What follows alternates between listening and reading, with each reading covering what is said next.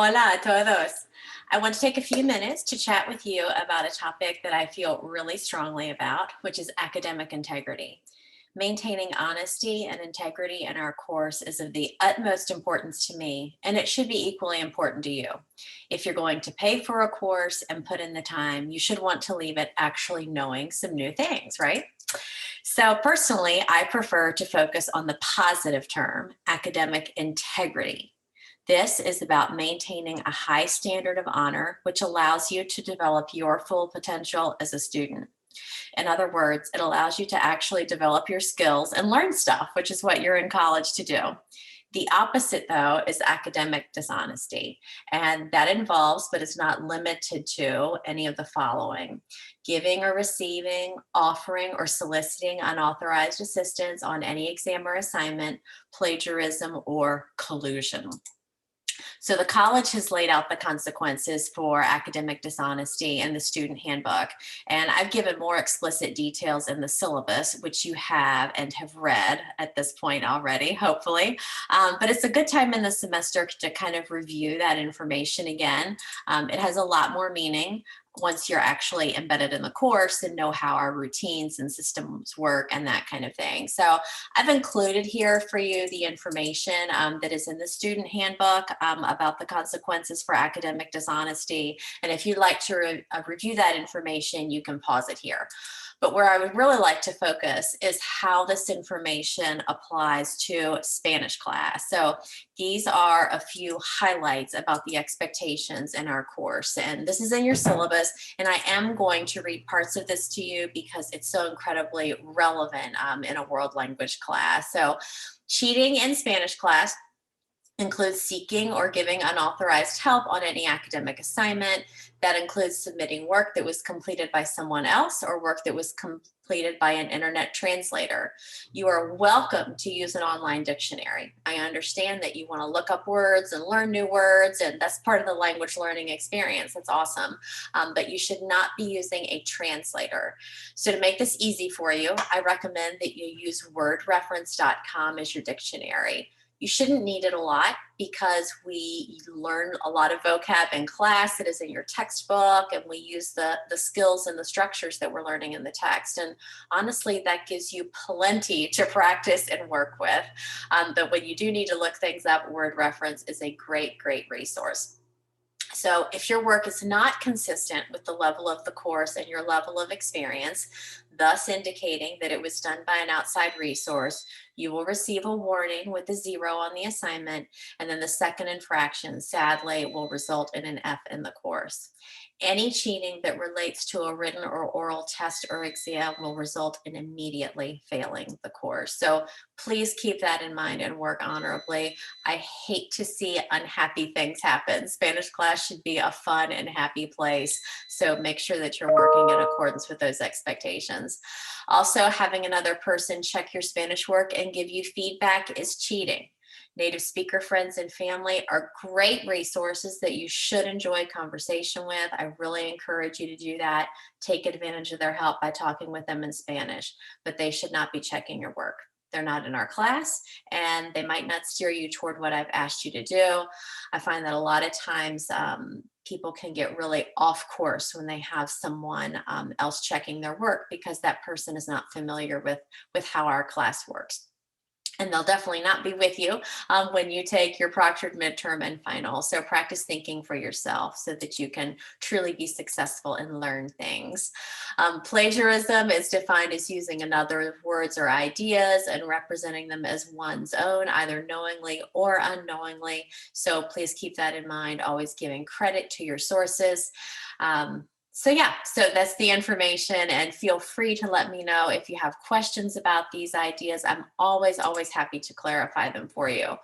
Why is all of this so important? Why are we taking time to talk about it? Because learning matters. I've given my life to this career, to teaching Spanish to people, and I think that it really matters for you to actually learn the information and not just be copying and pasting from another source.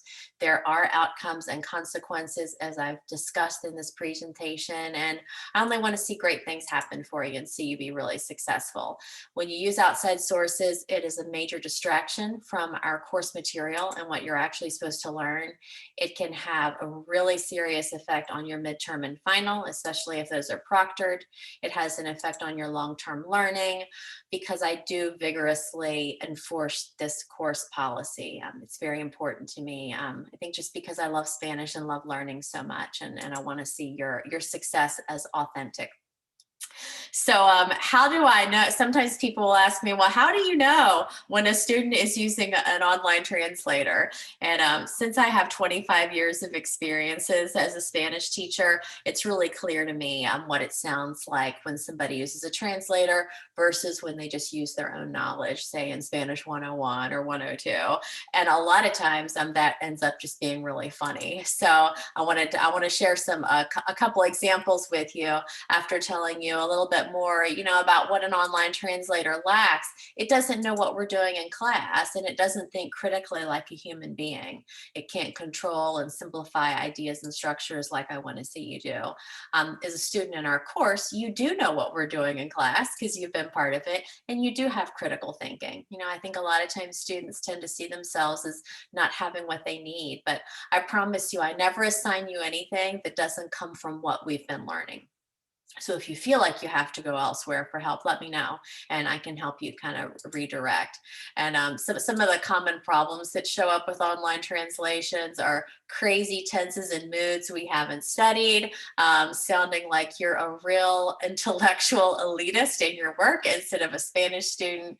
And they usually turn out as like really literal translations from English that don't make sense to a sympathetic listener. And I am a sympathetic listener. I'm someone nice who wants to understand and communicate with you. So that's an aspect of it as well. So a couple funny examples of what happens when people use online translators and outside sources.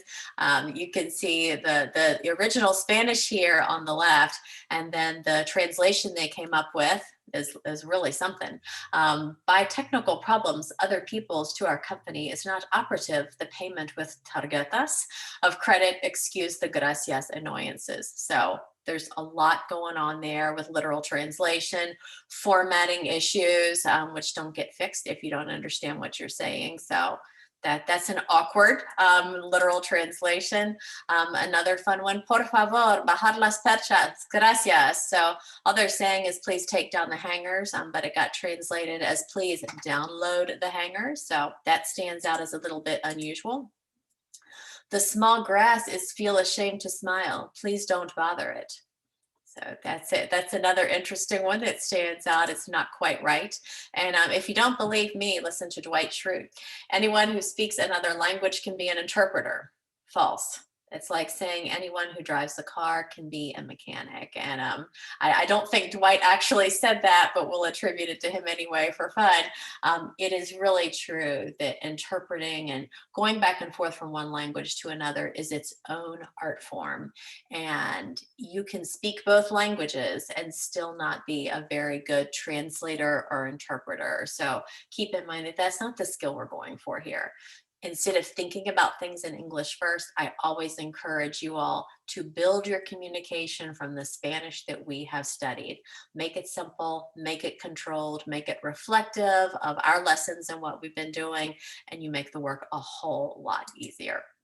So with those ideas in mind, I ask you to complete the quiz that's assigned this week regarding academic integrity. Keep taking it until you achieve 100%. You've got to get 100% in order to earn credit. And please keep in mind that all of these ideas are to support your success. I am here for you if you have questions, so be in touch when you need me. Muchas gracias. Hasta luego.